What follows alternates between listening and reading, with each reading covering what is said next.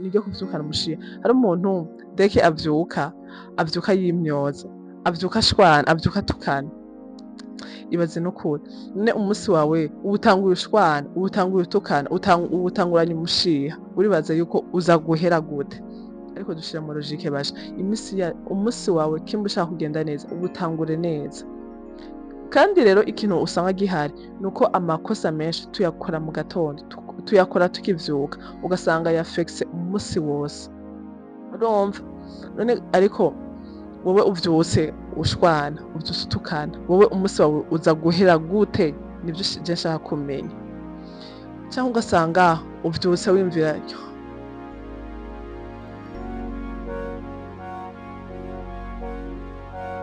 Mufanzi mwiriwe canke mwaramutse bivanye naho muherereye, nibaza ko mumeze neza. Abatameze neza Imana ikomeze kuborohereza. N'ubundi ni wa mukobwa wanyu agarutse n'ubundi mu muyage muganire kuri na biriya, ndasubiye n'ubundi gusaba umwanya wawe. Sindagufatira umwanya munini ariko n'umwanya mutoyi cane. N'ubundi usubire mu mwanya wawe untize amatwi yawe nkubwira. Murabizi neza yuko iyo nje ngaha simaje kubabwira uburofa, simaje kubabwira ubugugu, naje kubabwira ibintu bibafasha kandi bububaka. Bana nanje rero nimba utanguye kino kiganiro, nimba gitanguye ndabigusavye ndakwinginze, uze kurengana utakimaze. Uyu munsi ikintu nje kukubwira amakosa ane abantu bakora dero mate deke bakivyuka ashobora kwica umusi wabo wose. Kiba utarakora sabone ndakwinginze ukore sabone hama ubandanye uryoherwa n'ikiganiro canje. Twagiye n'ikosa rya mbere. Ikosa rya mbere ni ukuvyuka nk'impene. Deke hari umuntu iyo avyutse atera atora eswime direct no muri douche. Nta na merci, sans dire merci, nta no kubwira Imana merci kubw'uwo musi kongeye. Urabizi neza yuko nubwo tuvyirengagiza, nubwo twirengagiza ibintu bimwe bimwe, turabizi neza yuko hari abantu benshi batashoboye kubona uwo munsi, hari abantu benshi bataba bashoboye kuronka iyo kado Imana iba yaguhaye, ariko uravyuka nta na merci ubwira Imana. Birababaje cane. Reka ndakubwire ugitangura umusi wawe, deke ukivyuka usaba Imana kugendana nawe, usaba Imana ko umusi wawe wowutangurana n'Imana. Ibiri imbere ntavyuzi, ubwira Imana ko ibiri imbere ntavyuzi, abo muza guhura ku kazi, ivyo muhurira mw'ibarabara, ibintu vyinshi nta na kimwe uzi kiri imbere. Usaba Imana ize kugendana nawe, uyisabe kwira kintu cose. Bishobora kuza ko ibintu muza guhura uwo umusi wawe ushobora guhuriramwo ibigutirimutsa, nibiza kukubabaza, nibiza kukuryohera, vyose usaba Imana kugendana nayo. Reka ndakubwire niyo watangura umusi wawe ukawutangurana n'Imana, ugasaba Imana ko iza kubana nawe umusi wawe wose, ndabizi neza yuko umusi wawe uza kugenda neza. Reka rero kuvyuka nta na merci bw'Imana. Basi uhe basi importance, basi uhe agaciro basi uwo musi wawe Imana iguhaye, uwo musi Imana ikongeye, ubihe basi agaciro. Tangurana umusi wawe n'Imana, ndabizi neza yuko bizogenda neza. Iryo niryo kosa rya mbere umuntu akora dero mate, umusi wiwe ugashobora kugenda nabi atavyo yarazi. Ikosa rya kabiri rero presque 80% bararikora. 80% bararikora. Ni ikosa rero abantu benshi bakora cane. Ni iryo kuvyukira kuri réseaux sociaux. Hariho umuntu deke akivyuka atangura gukabakaba telefone kugira arabe stade. Ingene nakaberewe, ingene nakatesa, ingene nakaryama mu gitanda ciza. Ariko dushire mu logique. Wewe niho ukivyuka. Urumva niho ukivyuka umusi wawe uwutanguranye mu maganya, uwutanguye mu magogo, utanguye mu vyumviro bidafashe. Ariko urumva yuko umusi wawe uza guhera gute? Umusi wawe wohera gute kandi uwutanguranye amaganya? Kimushaka guheza umusi wawe, kimushaka umusi wawe uza guhera neza, utangure neza. Reka ndakubwira, hari umuntu aciye yumvira ngo nk'umugo noca nkora iki? Ariko hari n'ikindi kintu gihari, we ntushobora kwiyumvira ati none uwo muntu ivyo bintu yabironse mu musi umwe. Ni ibintu yakoreye, ni ibintu yavunikiye nyamba bifise. urumva kandi hari n'abantu usanga ibintu vyo kuri réseaux sociaux usanga atari nabwo buzima babayemo, ugasanga nibwo berekana atari bwo babayemwo uko bisanzwe sibwo babayemo, ukaca upanika ukaca ucuha umutwe ugaca usanga utanguye umunsi wawe nabi, kandi rero ukawutangura nabi 80% nuko uza kuwurangiza nabi. Reka ndakubwira ico gukora kugira wikosore. Rondera aka audio nubwo kuba kamara 5 minutes canke 6 minutes canke video iri motivante ishobora kuguha icizere, ikubwira ko bijya bintu nubwo vyoba bigoye ariko ushobora kubishikako, basi igufasha video ishobora kugushira muri mode nziza, uyitunge uyishire mu telefone yawe. Mu gatondo urondere écouteur wumvirize, ukivyuka ushire écouteur mu matwi wumvirize.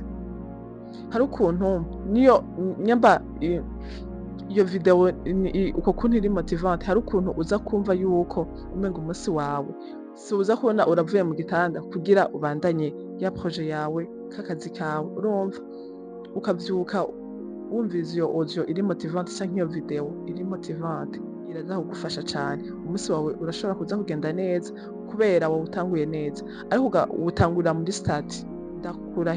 Ndakubwiye yuko umunsi wawe urashobora guhera nabi. Ndabigusavye rero, icambere cyo gukora ukivyuka usenge, ubwira Imana ibane nawe uwo umunsi wawe wose, ubwira Imana yuko ntuzi ibiri imbere ariko Imana irabizi. Wisabe rero kugendana nawe uwo munsi wose. Ica kabiri ucurondera ku ka audio canke ka video kari motivante, ushire mu matwi wumvirize kagufashe. Ndabizi neza yuko hari ukuntu uca wumva umenga ca kintu wogikora kubera utanguye wumviriza ka audio ka video kagushira muri mode nziza. Ikosa rya gatatu rero, ikosa rya gatatu ni ryo kuvyuka nta bira y'umunsi ushobora gutegura, nta plan y'umunsi wawe ushobora gutegura. Muja kw'ishuri uvuga ati ndaja kw'ishuri ndataha 17h, 19h ni ugutangura ibintu vyanje, ni ugutangura kwiyumvira ku gaprojet kanje, ni ugutangura kwiyumvira. Urumva sinakubwira ngo umunsi wawe ngo sinje kukubwira ngo umunsi wawe ngo upangira uku, ariko wowe urabibona ibibereye ivyokorwa uwo munsi wawe urabibona neza. Utegura umunsi wawe uvuga ati iyi saha niyi ndashaka gukora kana, nubwo woba wirirwa muhira uvuga ati iyi saha niyi ndaza gukora kanaka, iyi niyi ndakora kanaka. Ego basi nubwo vyopfa, nubwo umunsi wawe utogenda uko wari ubishaka, ariko basi wewe wawupangiye. None turavyuka nta gahunda, nta kintu na kimwe dufise mu mutwe, urumva nta kintu na kimwe. None gashahu wumva vyogenda gute? Ikintu usanga kibabaje nuko umunsi wacu ntitumenya ngo wogenda kuno ngo wogenda kuno, ariko basi n'imiburiburi basi bavuga ati je umunsi wanje ndashaka kugenda kuno, n'imiburiburi basi nubwo utogenda uko wari ushaka, ariko basi umunsi wawe uwupangire. Ndabigusavye basi umunsi wawe uwupangire uko ushaka kugenda. Ikosa rya kane, ikosa rya kane, hari umuntu avyukana umushiha, niryo kuvyukana umushiha. Hari umuntu deke avyuka yimyoza, avyuka ashwana, avyuka atukana.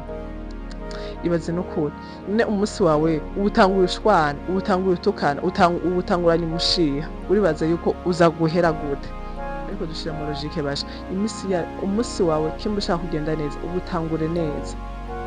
Kandi rero ikintu usanga gihari nuko amakosa menshi tuyakora mu gatondo, tuyakora tukivyuka, ugasanga yafexe umunsi wose.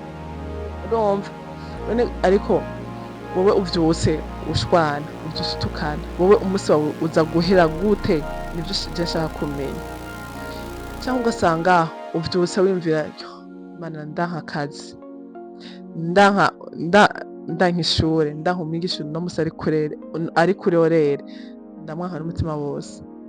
Urumva utanguye umutwe wawe ushiramo negative, ibintu biri negative gusa. Uribaze yuko vyohererahe? Wowe shira mu mutwe, utangura mu mutwe ati ndaza guhura n'abantu beza mwibarabara, abo tujana kw'ishuri, abo tujana ku kazi. Wiyumvire abagenzi beza muza guhurira ku kazi. Urumva basi wiyumvire ibintu vyiza uyo umunsi uza kuguha. apana kuguma wiyumvira ibintu byonyene biri negative. Kandi rero mu gitondo ndakwinginze rero ukivyuka utangure wiyumvire ibintu vyiza, uraza guhura n'abantu beza mwibarabara, aho uza guca muraza guhura n'abantu beza. Reka ndakubwira icambere na mbere, ukivyuka usenge, ubwire Imana igendane nawe uwo musi wose. Ica kabiri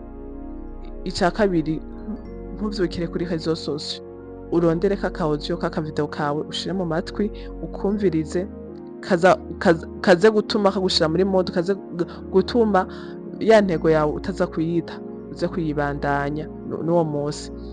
Ica gatatu uce wandika ati umusi wanje ndashaka kugenda kuno, binashitse urondera urupapuro n'ikaramu wandika ati jewe umusi wanje ndashaka ko nokora iki n'iki, ndashaka ko nokora kanaka, isaha iyi ndashaka ko noja hanaha, ndashaka ko nokora iki n'iki. Umusi wawe uwupangire. Ica kane ntuvyukane umushiha, nyamba ari vyejo vyarakubabaje, nyamba vyaragutirimukije, umusi wawe uvuga ati ndatanguye umusi wanje, ntegezwa kuwutangurana na bishasha, ntegezwa kuwutangurana n'ibintu bishasha, abo tuza guhanza guhura n'abantu beza, abo dukorana, abagenzi banje. Uyu musi ndaryoherwa. Ushire mu mutwe ibintu biri positive apana ibintu biri negative. Ndakubwiye yuko ivyo bintu niyo wabikurikiza, niyo wakora ibintu ndakubwiye uko ari bine, ndabizi neza yuko bizogufasha cane, uzonshimira mu nyuma. Nibaze ko vyakuryoheye, nibaze ko vyagufashije, nibaze ko ugiye guhindura uko umusi wawe ushaka kugenda, nibaze ko ugomba ureke kwica, nibaze yuko ugomba uhagarike kwica umusi wawe ariko ukiwutangura. Ndabakeneye muri commentaire mumbwire uko ikiganiro mwacakiriye, ingene cabafashije. Ndabakunda cane. Ciao ciao. Baririmbyi nta kintu kiryoshe nko kubona mukora indirimbo zikamenyekana ku rwego mpuzamakungu. Umva rero umuti wabonetse. Henko Sound ni studio iri kubica bigacika. Tubafitiye abahinyanyuzi mpuzamakungu banonosoye ivya beat making, voice recording, mixing na mastering biri ku rwego rudasanzwe. Muri Henko Sound tukaba dukora kandi ama publicity, dubbing na sound tracks ku bakora amareresi, ku bashaka nabo ko ivyabo bimenyekana bikamamara no mu makungu canke ku baririmbyi bashaka gukorerwa ibiganiro canke gukoreshwa ibiganiro. No tubafitiye Henko TV ibamenyekanisha. Tukaba dukorera mu ntara ya Gitega, mukamufuza ico mubaza mu twakuri kuri 61 46 84